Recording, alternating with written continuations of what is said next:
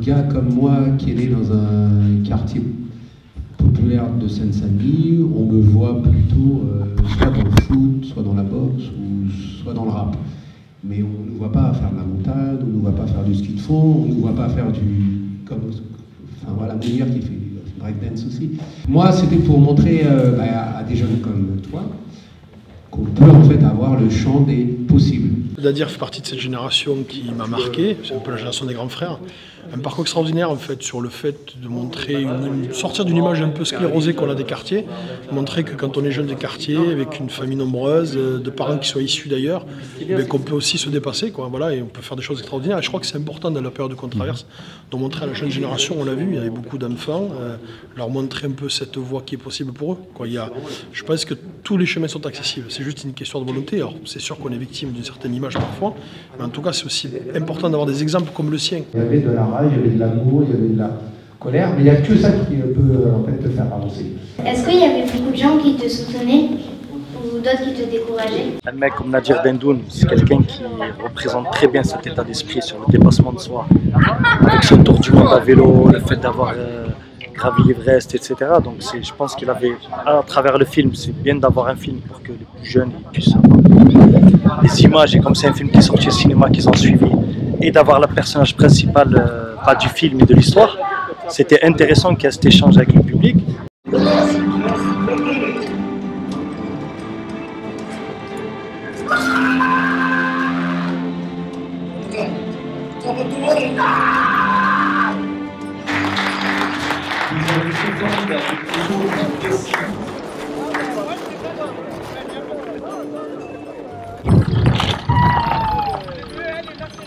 On marche tout doucement et il y a un truc qui est très important, quand on marche en montagne, on fait des petits pas. Bravo, on fait des tout petits pas. Il fait un petit échauffement vite fait. La motivation, c'est Mounir qui va la donner en 30 secondes. Et Nadir, il a déjà donné ses consignes à lui de technique. On fait un petit échauffement comme ça. Rapide. On va réveiller un peu les muscles. Il n'y a que l'hélicoptère qui peut venir. Là, on est au Pic Saint-Loup avec la MMF. On a de la chance d'avoir Nadir Dendoun avec nous pour essayer de monter le plus haut possible. Et tu vas pouvoir escalader aussi? Oui. C'est la première fois que tu viens? Non, c'est la deuxième fois. La dernière fois, j'étais avec mon père et ma mère et ses copains aussi. Ça va être facile ou difficile, tu crois? Je l'ai déjà fait, mais j'étais encore petit, mais là, je pense que ça va être facile. Tu vas faire l'Everest là aussi, hein? Oui, j'espère. L'Everest? Oui, sûr.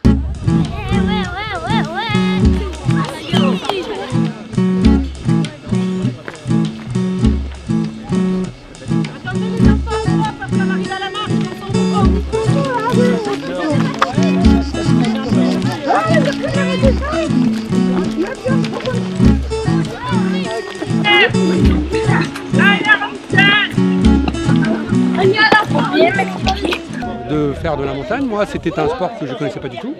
Moi je suis né dans une barre HLM en Seine-Saint-Denis, et pour moi faire de la montagne c'était de la science-fiction, quoi. Et voilà, et par le biais de mes rencontres et de mes voyages, ça m'a permis de faire ce que je fais aujourd'hui. Que tu sois riche ou pauvre, que tu sois tout ce que tu veux, quand en fait tu dois marcher, tu marches, quoi.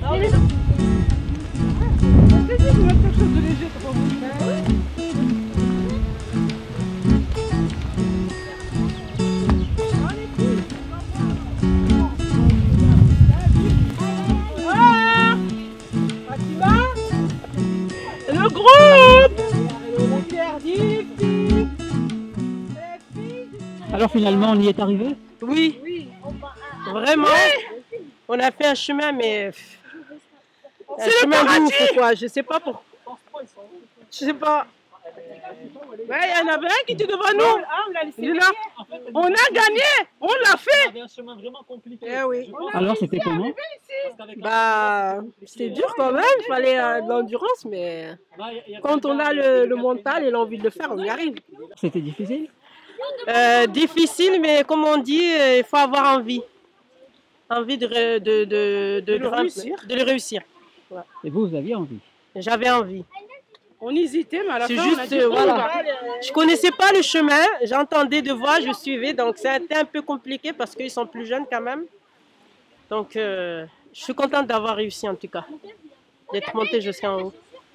Après, la vue est magnifique par contre.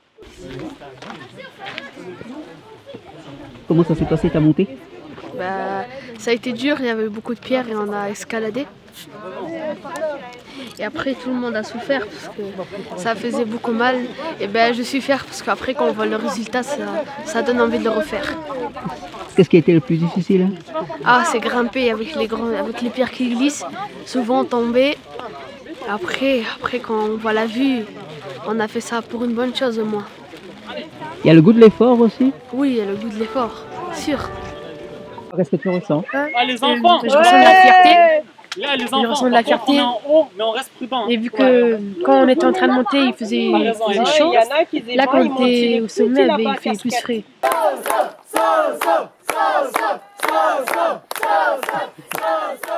Vous avez tous relevé le même défi.